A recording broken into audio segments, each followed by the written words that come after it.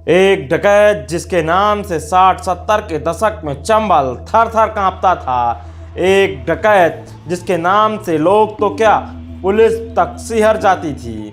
एक डकैत जिस पर 100 लोगों की हत्या करने का आरोप था। एक डकैत जिस पर 10 या 20 लाख नहीं, पूरे 1 करोड़ रुपए का इनाम था।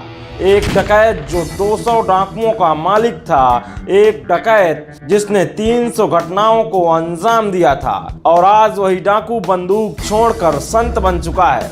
जी हाँ, हम बात कर रहे हैं 10 युग सम्राट पंचम सिंह चौहान की।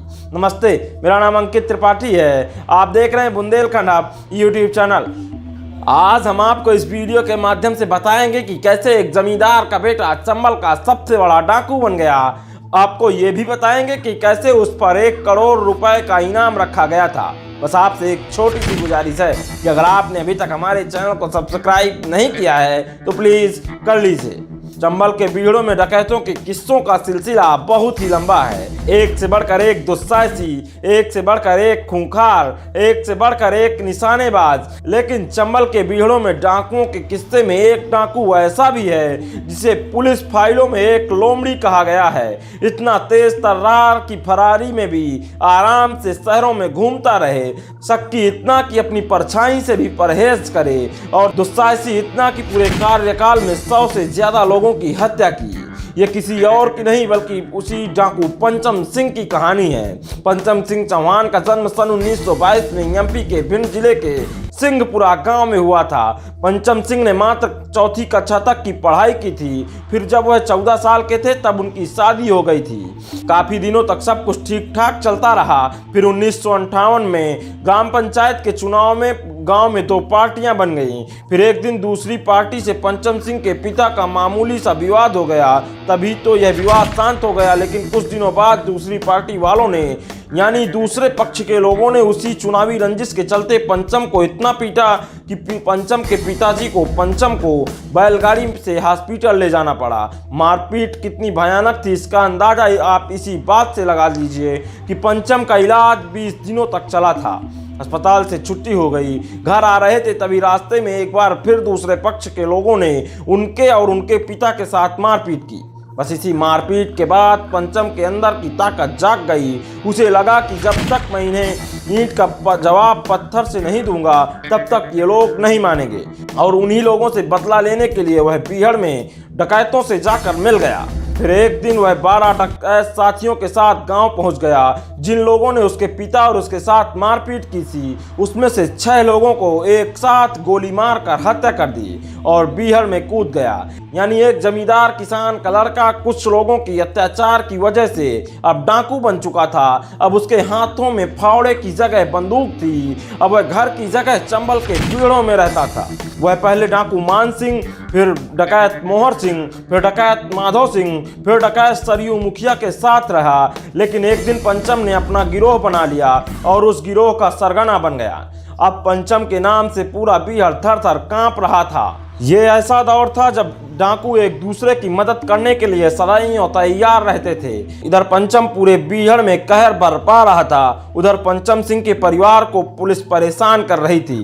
पुलिस ने सभी परिजनों को बुरी तरह पीटा और एक दिन घर में आग लगा दी। पंचम सिंह के गैंग की खास बात यह थी कि उसने एक नियम बनाया था कि गैंग का कोई भी सदस्य आम आदमी को नहीं परेशान करेगा। एक बार हुआ यूं कि पंचम का गिरोह किसी गांव के पास रुका हुआ था। तभी गैंग का एक साथी गांव में गया और एक किसान की बेटी के साथ छेड़छाड़ करने लगा। वह किसान दौड़ते हुए पंचम सिंह के पास आया और उसने पूरी आपबीती बताई। जैसे ही पंचम सिंह चौहान ने पूरी बात सुनी उसने उस डाकू को बुलाकर उसकी बंदूक छीन ली और उस डाकू को पेड़ में बांधकर जिंदा जला दिया। इसके बाद पंचम सिंह ने घोषणा की जो भी ऐसा करेगा उसके साथ भी ऐसा ही होगा। इसके बाद गैंग में इस तरह की वारदात एक भी नहीं हुई थी। अब पंचम का नाम उत्तर प्रदेश, मध्य प्रदेश और राजस्थान में खौफ की तरह फैल चुका था।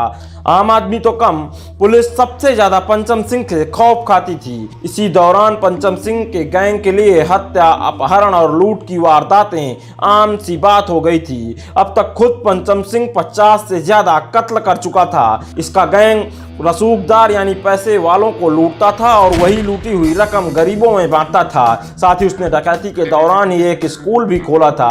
कई जिलों की सरकारें अब ये गैंग तय कर रहा था, चाहे वह प्रधानी का चुनाव हो या सांसदी का। इन सभी छोटे से बड़े पदों के चुनाव इनके द्वारा जिताए जाते थे।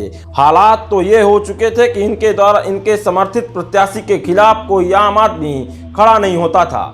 जो खड़ा होता उसे पंचम सिंह कभी खड़ा होने के लायक छोड़ता भी नहीं था। सभी कामों पर इनका कमीशन फिट रहता था। जो कमीशन देने में आनाकानी करता, पंचम सिंह उसे परम धाम पहुंचा देता था। पंचम सिंह के कार्यकाल में सैकड़ों बार उसका आमना सामना पुलिस से हुआ, मगर वह किस्मत का इतना धनी था कि वह हर बार बचकर निकल जाता था। इसके गैंग के सभी सदस्यों के पास 303 और SLR जैसी बंदूकें रहती थीं। अब तक पंचम के खिलाफ रिपोर्ट लिखते लिखते 3 प्रदेशों के कई थानों के रजिस्टर फुल हो चुके थे।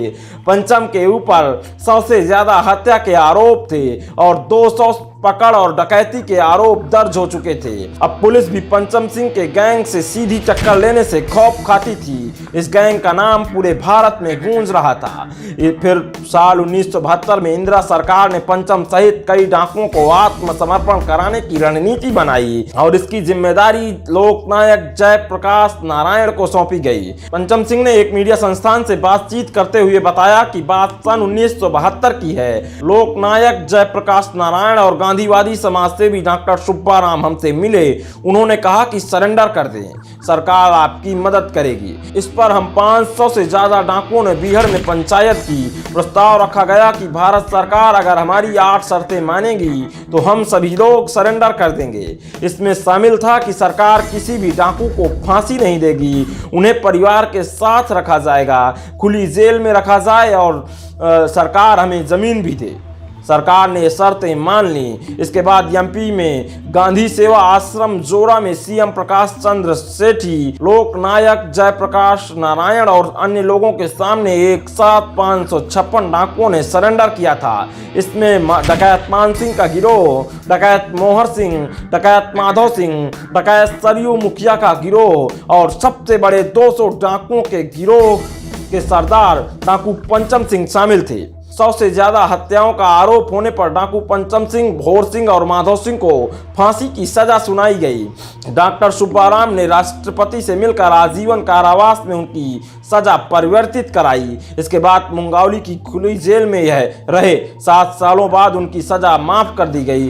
इस जेल में ब्रह्म कुमारी ईश्वरीय विश्वविद्यालय की मुख्य संचालिका दीदी प्रकाश के उपदेश से और शिक्षा से प्रेरित होकर डाकू पंचम सिंह अब संत बन चुके हैं। सन 1980 में वह जेल से बाहर आए तो 2 साल बाद ब्रह्म कुमारी आश्रम में 8 साल रहे। अब वह स्कूल, कॉलेज और जेलों में जाकर प्रवचन देते हैं। खैर, आप पूर्व दस्यु पंचम सिंह चौहान के बारे में क्या सोचते हैं, हमें कमेंट में जरूर बताइएगा।